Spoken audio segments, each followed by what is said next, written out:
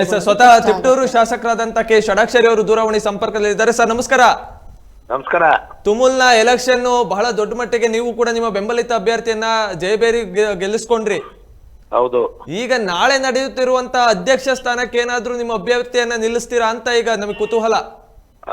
ನಮ್ಮಲ್ಲಿ ಒಂದು ಸಿದ್ಧಾಂತ ಇದೆ. ಈಗ ಜಿಲ್ಲಾ ಉಸ್ತುವಾರಿ ಸಚಿವರು ಮತ್ತೆ ಸಹಕಾರಿ ಸಚಿವರು ಒಂದು ಮೀಟಿಂಗ್ ಕರೀತಾರೆ. ಆ ಸಭೆಯಲ್ಲಿ ಆಕಾಂಕ್ಷಿಗಳು ಎಲ್ಲರೂ ಇದ್ದಾರೆ, ಇಲ್ಲ ಅಂತಿಲ್ಲ. ನಮ್ಮ ಅಭ್ಯರ್ಥಿನೂ ಸೀನಿಯರ್ ಇದ್ದಾರೆ. ನಾಳೆ ಮೀಟಿಂಗ್ ನಲ್ಲಿ ಒಂದು ತೀರ್ಮಾನ ತಗೊಂಡು ತುಮಲ್ ಇದನ್ನ ಅಭಿವೃದ್ಧಿ ಪಡಿಸಕ್ಕೆ ನಾವು ಒಗ್ಗಟ್ಟಾಗಿ ಕೆಲಸ ಮಾಡ್ಬೇಕು ಅಂತ. ಅಲ್ಲ, ಇತಿಹಾಸದಲ್ಲಿ ತಿಪ್ಟೂರಿಗೆ ಆ ಒಂದು ಅಧ್ಯಕ್ಷ ಸ್ಥಾನ ಸಿಕ್ಕಿಲ್ಲ, ನಿಮ್ಮಿಂದಾದ್ರೂ ಸಿಗುತ್ತಾ ಅಂತ ಈಗ ಪ್ರಶ್ನೆ. ಪ್ರಯತ್ನ ಮಾಡೋಣ, ನೋಡೋಣ. ನಾನು ಕೇಳಿದ್ದೀನಿ ಅಧ್ಯಕ್ಷ ಸ್ಥಾನ ಕೊಡ್ಬೇಕು ಅಂತ. ನೋಡೋಣ, ಪ್ರಯತ್ನ ಮಾಡ್ತಿದ್ದೀನಿ. ಸರ್, ಕೊನೆ ಪ್ರಶ್ನೆ. ಈಗಾಗಲೇ ಕಾಂಗ್ರೆಸ್ ನಲ್ಲಿ ಈ ಒಂದು ತುಮಕೂರು ಜಿಲ್ಲೆಯಲ್ಲಿ ನೀವು ಹಿರಿಯ ನಾಯಕರು, ಕಾಂಗ್ರೆಸ್ ನಲ್ಲಿ ಹಿರಿಯ ನಾಯಕರು. ಒಂದು ಕಡೆ ಸಚಿವ ಸ್ಥಾನವೂ ಕೂಡ ನಿಮಗೆ ಕೈ ತಪ್ಪಿದೆ. ಈಗ ತುಮೂಲ್ ಈ ತರ ಒಂದು ಹಿಡಿತವೂ ಕೂಡ ಕೈ ತಪ್ಪಿದ್ರೆ ಷಡಾಕ್ಷರಿ ಅವರಿಗೆ ಕಾಂಗ್ರೆಸ್ ಕೊಡ್ತಾ ಇರುವಂತ ಸ್ಥಾನಮಾನಗಳೇನು ಅನ್ನುವಂತ ಪ್ರಶ್ನೆ ನಿಮ್ಮ ಕಾರ್ಯಕರ್ತರುಗಳು ಕೇಳುವಂತದ್ದು. ಇದು ನನ್ನ ಕೇಳಿದ್ರೆ ಪಾಪ ಅವ್ರು ಕೇಳ್ಬೇಕಾದ ಅವ್ರ ಧರ್ಮ. ಕೊಡ್ಬೇಕಾದ್ದು ಈ ಪಕ್ಷದ ಜವಾಬ್ದಾರಿ ಮತ್ತೆ ಮುಖ್ಯಮಂತ್ರಿಗಳ ಜವಾಬ್ದಾರಿನೂ ಹೌದು. ನೀವು ಸಚಿವ ಸ್ಥಾನದ ಆಕಾಂಕ್ಷಿನ ಸರ್ ಹಾಗಾದ್ರೆ? ಈಗ ಸಚಿವ ಸಂಪುಟ ಏನಾದ್ರು ಸರ್ಜರಿ ಆದ್ರೆ ಯಾರು ಈಗ ನಾನು 45ನೇ ವರ್ಷ ಕಾಂಗ್ರೆಸ್ ಪಕ್ಷ ಕಟ್ಟಿ. ಹೌದೌದು, ಅದಕ್ಕೆ ಕೇಳ್ತಾ ಇರೋದು. ಅದಕ್ಕೆ ಆಕಾಂಕ್ಷಿ ಇದೀನಿ. ಆ ಬೇಡಿಕೆನು ಇಲ್ಲಿವರೆಗೂ ಇಟ್ಟಿರ್ಲಿಲ್ಲ, ಇಡ್ತಾನೆ ಇನ್ ಮುಂದೆ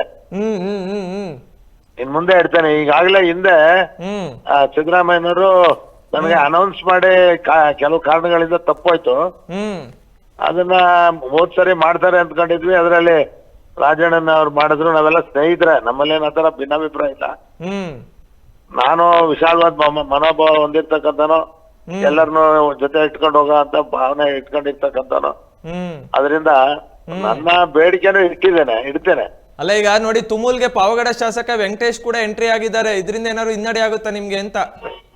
ಇಲ್ಲ, ನೋಡೋಣ ಏನಿದೆ ಅಂತ. ಈಗ ಪಕ್ಷದಲ್ಲಿ ಒಂದು ಶಿಸ್ತು ಇಟ್ಕೊಂಡಿದೀವಿ. ಶಿಸ್ತಿನೆಲ್ಲ ಏನ್ ನಾವು ಅಲ್ಲಿ ಜಿಲ್ಲಾ ಉಸ್ತುವಾರಿ ಸಚಿವರು ಮತ್ತೆ ಸಹಕಾರಿ ಸಚಿವರು ಮತ್ತೆ ಪಕ್ಷದ ಮುಖಂಡರುಗಳು ಏನ್ ತೀರ್ಮಾನ ತಗೊಂತಾರೆ. ಬಟ್ ಒತ್ತಾಯ ಮಾತ್ರ ನಂದಿದ್ದೇ ಇದೆ. ಮತ್ತೆ ಸರ್, ಇದು ನೋಡಿ, ಆತನು ಸೀನಿಯರ್ ಇದ್ದಾನೆ. ತಿಪ್ಟೂರು ಜಿಲ್ಲೆ ಆಗುವಂತದ್ದು ಎಲ್ಲಿಗೆ ಬಂತು ಸರ್? ಅದನ್ನ ಸದ್ಯಕ್ಕೆ ಅದರ ಬಗ್ಗೆ ಚಿಂತನೆ ಮಾಡ್ತಾ ಇದ್ದೀವಿ. ಮತ್ತೆ ನೋಡಿ, ಈ ಸನ್ನಿವೇಶದಲ್ಲಿ ನೀವು ಹೆಂಗೋ ಸಿಕ್ಕಿದಿರ ಕಾಲ್ಗೆ.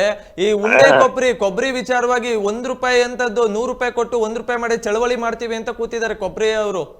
ಅಯ್ಯೋ, ಹೇಳ್ತಾರೆ ಕೊಬ್ಬರಿಯವ್ರಿಗೆ ನಾನೇನೆ ಜವಾಬ್ದಾರಿ ತಗೊಂಡು ಎಲ್ಲ ಸುಧಾರಣೆ ಮಾಡಿದ್ದಾನೆ. ಇನ್ನು ಮುಂದಿನ ದಿನಗಳಲ್ಲಿ ಇನ್ನೂ ಹೆಚ್ಚಿನ ಸುಧಾರಣೆ ಮಾಡ್ಬೇಕು ಅಂತ ಕೆಲವು ಕಾರ್ಯಕ್ರಮಗಳನ್ನ ನಂಬ್ಕೊಂಡಿದ್ದಾನೆ. ಇವತ್ತ ನಮ್ಮ ಜೀವನಾಡಿ ತಿಪ್ಟೂರು ಕೊಬ್ಬರಿ. ಹೌದು.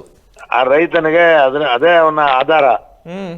ಅದಕ್ಕೋಸ್ಕರ ಕೊಬ್ಬರಿ ವಿಚಾರದಲ್ಲಿ ನಾನು ಹೆಚ್ಚು ಆಸಕ್ತಿ ವಹಿಸ್ತೇನೆ.